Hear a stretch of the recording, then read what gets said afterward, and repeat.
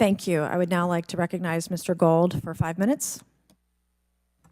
Thank you, Chairwoman Mace, Chairman Grothman, Ranking Members Connolly and Garcia, Representative Moskowitz, and distinguished members of both subcommittees. I'm grateful to all of you, as well as your intrepid staff, for the opportunity to testify, and would like to begin by discussing courage. Courage is what it takes to tackle this topic, and courage in the face of adversity is what I see in front of me, beside me, and behind me. Per my introduction, I am currently the Chief Growth Officer at Redwire Space and have had several leadership positions at NASA.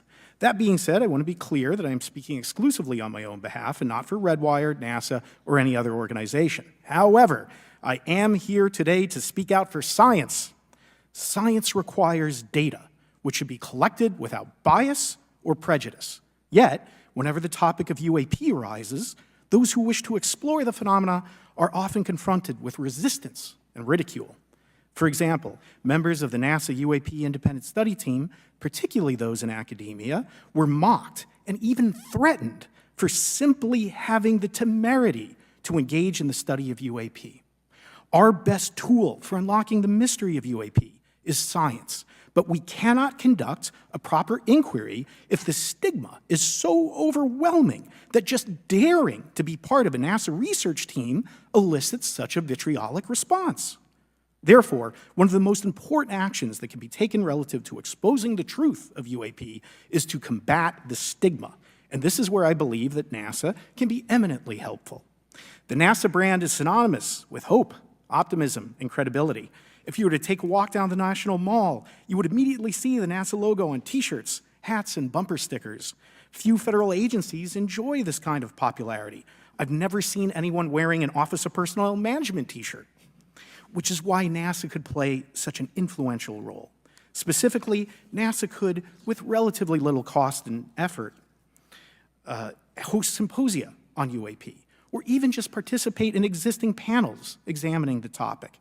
NASA personnel stepping forward and participating in such discussions would make a powerful statement to the scientific community that UAP should be taken seriously and researched accordingly. In regard to research, NASA has vast archives, much of which may contain important UAP data. Again, for relatively little cost and effort, NASA could create an AI or ML algorithm that could search the agency's archives for anomalous phenomena. I suspect that such an effort would not only result in information that will help us to understand UAP, but could result in data that will assist in other areas of scientific inquiry, such as anomalous weather or meteorite activity. Beyond its existing archives, NASA could act as a clearinghouse for civilian and commercial UAP data. During my work on the UAP independent study team, it quickly became evident that there is no clear or well-publicized process for civilian pilots to report UAP sightings. The stigma associated with UAP hampers the number of pilots that would report such phenomena, but even for those who overcome the stigma, I believe the current FAA guidance is largely unknown and poorly understood. In order to effectively collect UAP data, the independent study team recommended the use of NASA's Aviation Safety Reporting System, or ASRS. This system, which is administered by NASA and funded by the FAA, provides a confidential means for the reporting of safety violations in a voluntary and non-punitive manner. Over 47 years, the ASRS has collected nearly 2 million reports. ASRS is the perfect tool to collect UAP data, which could then be collated by NASA and shared with the public at large.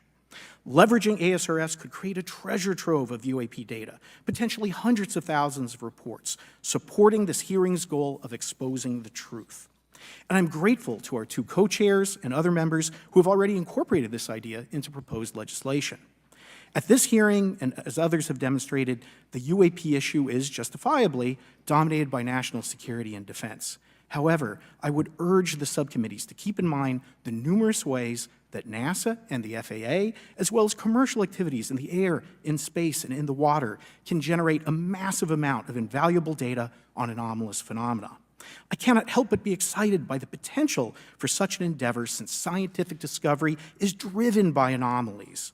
It's the existence and study of anomalies that led to the theory of relativity, quantum mechanics, and nearly all of humanity's scientific breakthroughs. This is why the study of UAPs should be embraced, since whatever is occurring, the chance to garner new knowledge should never be ignored. We must be thorough in collecting information, fearless in making conclusions and open to following the data, no matter how mundane or extraordinary the results may be. I began this testimony by praising the Joint Subcommittee members for their courage, and I will end by echoing that sentiment. As the saying goes, the truth is out there. We just need to be bold enough and brave enough to face it. Thank you. Thank you. Thank you all.